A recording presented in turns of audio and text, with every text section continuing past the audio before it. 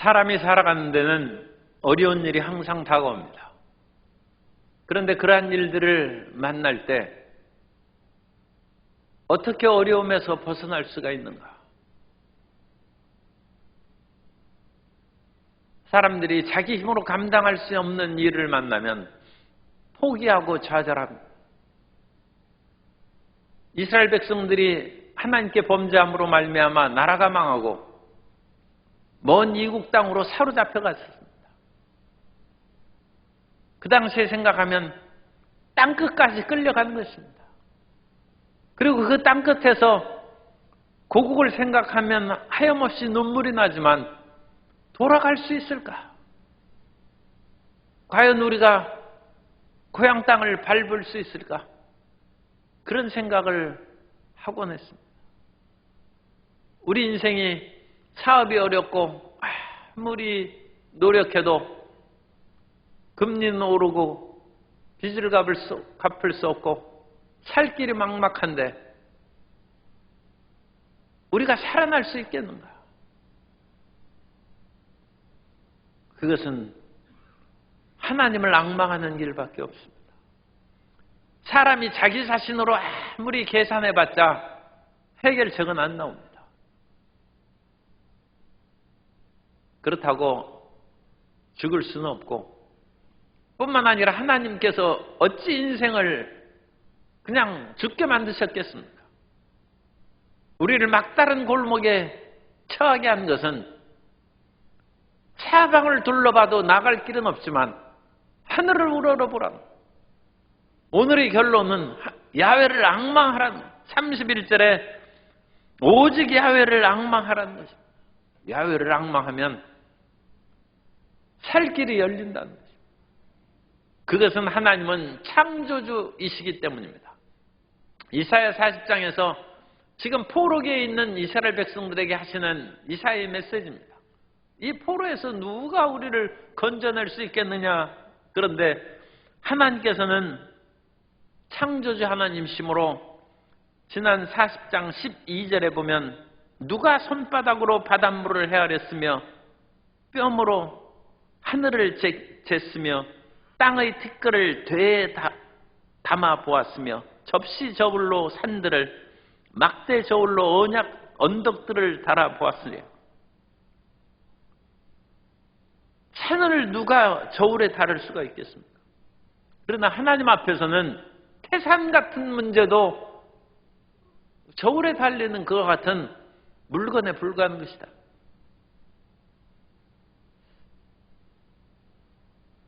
창조에 대한 하나님의 메시지는 창세기 그 부분에서 강하게 나타나지만 이스라엘 역사의 그런 내용에서는 별로 안 나타납니다.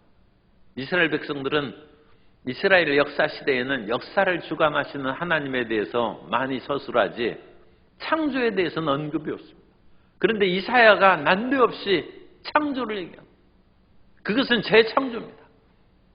노아 홍수로 말미암아 사람들이 다 죽고 노아 가족들이 남았을 때 하나님께서 다시금 창세기에 생육하고 번성하여 땅에 충만하라.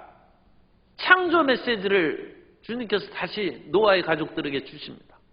그런 것처럼 이사야는 나라를 망하고 모든 것이 헝클어져서 사로잡혀간 그 땅에서 창조주 하나님을 언급하는 거예요. 우리는 다시 살아날 수 있다는 것입니다. 하나님께서는 다시 창조하신다는 것입니다. 다시 창조한다는 것을 예수님께서도 말씀하셨습니다. 사람이 늙으면 어찌 다시 날 수 있겠습니까? 그래서 예수님께서 말씀하십니다. 물과 성령으로 거듭날 수 있다는 거예요. 거듭날 수 있다. 육에서 난 건 육이지만 영으로 난 것은 영이라는 것입니다. 그러므로 거듭난다는 것을 이상하게 생각할 거 없고 거듭난다는 것은 지금 어떤 상황에 처했을지라도 다시 태어나서 다시 살아갔는데 무슨 문제가 되겠습니까? 창조 하나님을 얘기하는 것입니다. 21절에 너희가 알지 못하였느냐? 너희는 듣지 못하였느냐? 태초부터 너희에게 전하지 아니하였느냐? 땅의 기초가 창조될 때부터 너희가 깨닫지 못하였느냐? 그러면서 땅 위에 앉으신 창조주 하나님, 땅에 있는 모든 자들은 메뚜기 같다.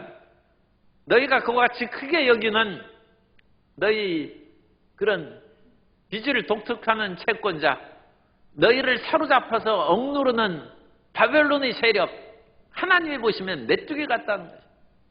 사람을 두려워하지 말라는 것입니다.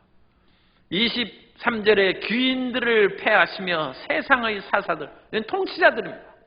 세상에 권력을 가진 자들이 동서고금을 막론하고 항상 연약한 사람들을 억누르고 그 사람들을, 이 연약한 사람들이 어찌 감당하겠습니까? 그러나 우리에게 위대한 힘은 우리가 권력의 빽이 있어서 하는 것이 아니라 하나님이 우리의 도움이시라는 거예요. 하나님은 이 귀인들을, 모든 인간을 세우시고 패하시는 것이 하나님의 손에 있다.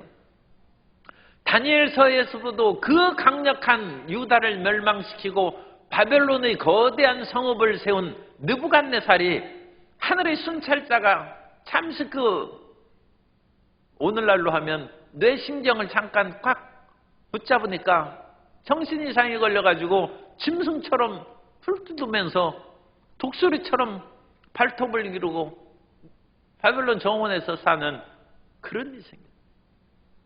왕이라도 그 권력이 순식간에 사라져버린, 하나님만이 천재를 창조하시고 하나님만이 인생의 생사화복을 주관하시고 나라의 흥망성쇠를 이끌어 가신다는 거죠.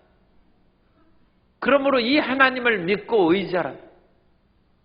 지금 절대 불가능한 상황이라 할지라도 너 자신을 생각하면 불가능하지만 인생에 무슨 힘이 있어요? 모든 그런 권력자라 할지라도, 왕이나 대통령이라 할지라도 자기 마음대로 못하지 않습니다. 저 북쪽에 시베리아에 있는 지도자도 자기 마음대로 그 이웃나라 별로 힘도 없어요. 쉽게 정복할 것으로 생각하고 서방에 있는 군사 전문가들도 몇 달 안 걸릴 거라고 생각했어요. 인생의 힘이나 고난이 아무리 있다 생각할지라도 그런 것으로 자기 뜻대로 되는 것이 아니라 하나님이 행하시는, 무기력한 그 모든 사람들도 하나님을 의지하면 강한 권력을 가진 사람이라 할지라도 이길 수 있다는 거예요. 기도의 힘이고 하나님을 앙망하는 자의 힘입니다. 그러므로 더 이상 탄식하지 말라는 것입니다. 26절, 너희는 눈을 높이 들어 누가 이 모든 것을 창조했나 보라. 31절, 오직 야훼를 앙망하는 자. 눈을 높이 들어, 앙망하는 것은 눈을 높이 들어서 바라봅니다. 세상을 바라보고 동서남북을 바라보고 앞으로 가도 뒤로 가도 좌절하고 멸망한 그 속에서 주저앉지 말고 하늘을 바라보라. 하나님을 앙망하라. 그러면서 27절에 야곱아 어찌하여 내가 말하며 이스라엘아 내가 이르기를 내 길은 야훼께 숨겨졌으며 내 송사는 내 하나님에게서 벗어난다 하느냐. 이스라엘은 지금 너무 낙심하고 힘들어하고 있어요. 이스라엘이 포로에서 돌아온 것이 70년이니까 짧은 세월은 아닙니다. 우리의 억울한 것이 하늘에 상달되지 않냐고, 우리의 송사가 해결되지 못한다. 요즘에 재판이 늦어지는 그런 일이 있는데 판사들도 여러 가지 이 조사를 하면 이 조서를 너무 간단하게 쓰면 안 되겠지만 일을 이만큼 이렇게 했어. 그런 사건이 수없이 있는데 그걸 어찌 다 읽고 그것을 판단합니까? 그러니까 그런 것들을 상세히 조사하는 것도 중요하지만 모든 것을 올바르게 이제 핵심을 파악할 수 있도록 하는 그런 지혜로운 것도 좀 필요하지 않을까 생각하는데, 그래 재판이 자꾸 늦어져요. 사람이 재판하는데 그 조서를 다 읽고 또 다른 그런 변호사의 의견도 읽고 온갖 것을 다 읽고 그러는데 한두 사건이 아니니 계속 시간이 늦어지는 세월이 지나가고 그러면 또 경륜이 많은 그런 사람들도 나이가 눈이 침침해지고 그러니까 그걸 다 읽고 하기가 어려워. 그래서 송사가 제대로 해결되지 못하고 신속하게 해결되지 못하는 일이 있어. 그러나 하나님은 안 그렇다는 거예요. 하나님은 피곤하지 않고 고단치 않다는 것입니다. 하나님은 사람이 아니라는 것입니다.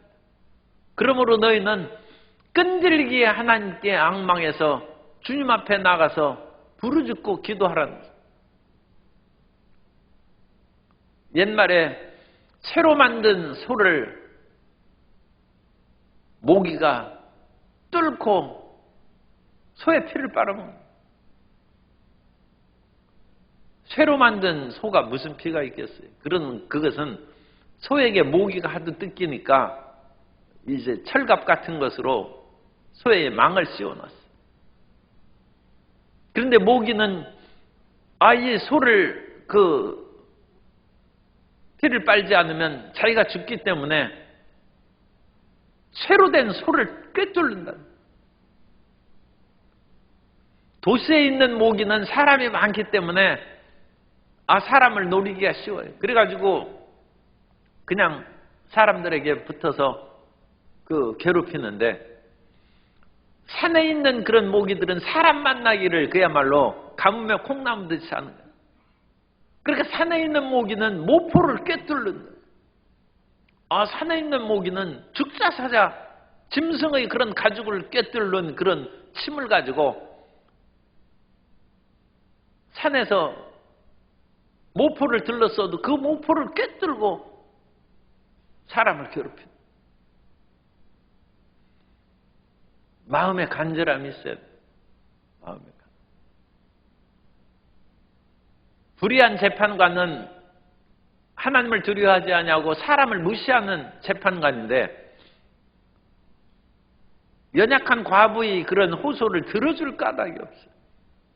그런데 이 과부는 새로 만든 소를 꿰뚫는 기도의 사람.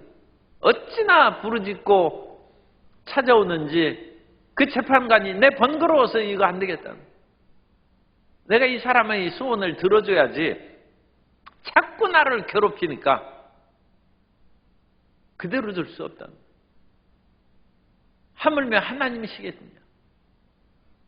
그러면서 이 마지막 때 그렇게 하나님 앞에 부르짖는 사람을 내가 찾을 수 있겠느냐고 예수님께서 말씀하셨습니다.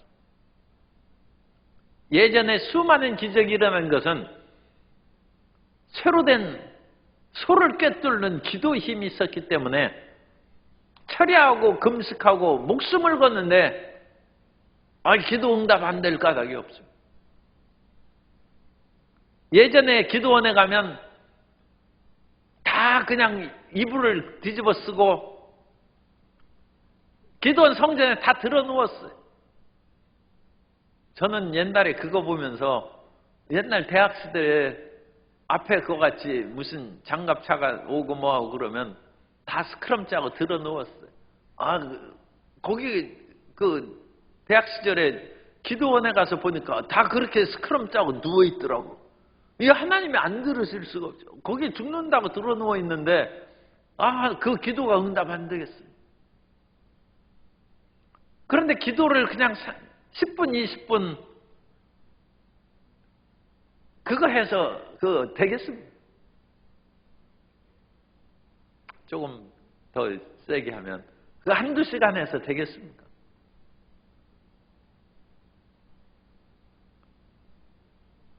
새로 만든 소를 꿰뚫듯이 하나님 앞에 들어놓고 목숨을 걸고 하나님 앞에 부르짖으라. 그러면 어찌 하나님께서 응답하시지 않겠습니까? 하나님은 어제나 오늘이나 영원토록 동일하십니다.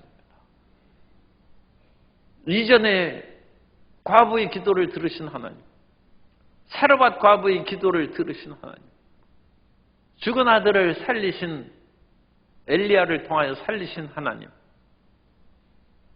그 하나님께서 여전히 오늘도 우리를 살리시고 우리를 구원해 주실 줄 믿습니다.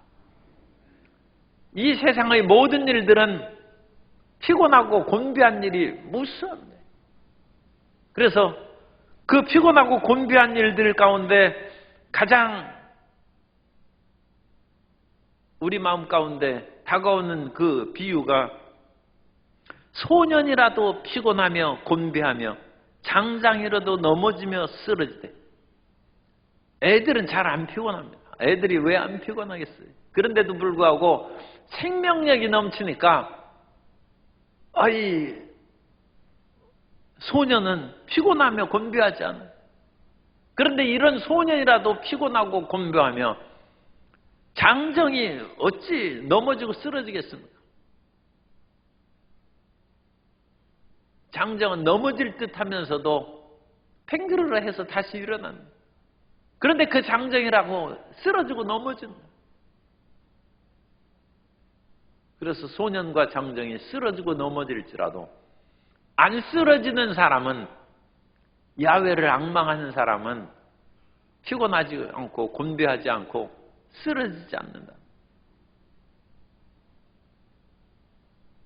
청춘의 힘이 다 지나가고 우리가 의뢰하는 그런 모든 우리를 지탱해주는 힘이 다 꺾이고 사라졌을지라도 야훼를 앙망하는 자는 새 힘을 얻을 줄 믿습니다. 그러므로 야훼를 앙망하라는 것입니다. 야훼를 앙망하고 끝까지 하나님을 믿고 의지하며 살아야 되는데, 야훼를 앙망한다는 그 단어는 히브리어로 카와라는 단어인데, 카와는 우러러 바라본다는 뜻입니다. 시편 145편 15절 이하에 보면 모든 사람의 눈이 주를 앙망하오니 주는 때를 따라 그들에게 먹을 것을 주시며 손을 펴사 모든 생물의 소원을 만족하게 하시나이다. 욥기에는 까마귀 새끼가 먹을 것이 없어서 부르짖을 때 그 까마귀 새끼에게 먹을 것을 주신 이가 누구냐고 물었습니다. 하나님이 까마귀 새끼까지 먹을 것을 주시고 짐승을 기르시는데 하물며 사람이겠습니까? 하나님을 앙망하고 부르짖고 부르짖는 것입니다.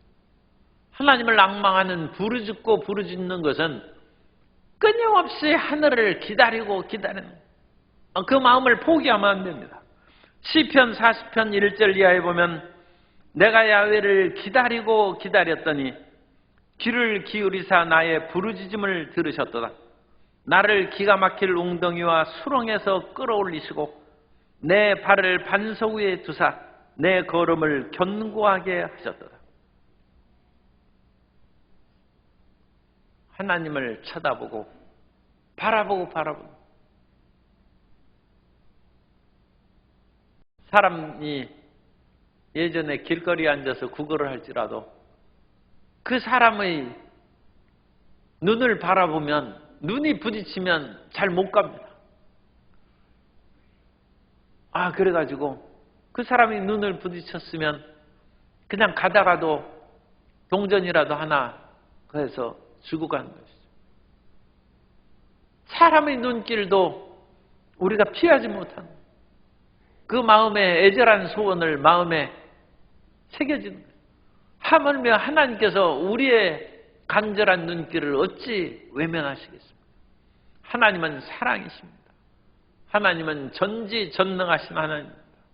사람은 도와주고 싶어도 도와줄 것이 없으니까 우리는 못 도와줄 수가 있는데, 하나님은 전지전능하시고 모든 것을 가지신 하나님께서, 그 사랑의 하나님께서 인생을 어찌 외면하시겠습니까? 끝까지 하나님을 앙망하고 하나님을 기다리고 기다리는 성도 여러분 되시기를 주님 이름으로 축원합니다. 그 하나님을 끝까지 앙망한다는 것은 오늘날 그리스도의 십자가를 바라본다. 그러므로 그리스도의 십자가를 바라보고 예수 그리스도를 통하여 우리에게 주신 그 은혜를 끝까지 사모하고 앙망하면 주님께서 우리에게 은혜를 내려 주십니다.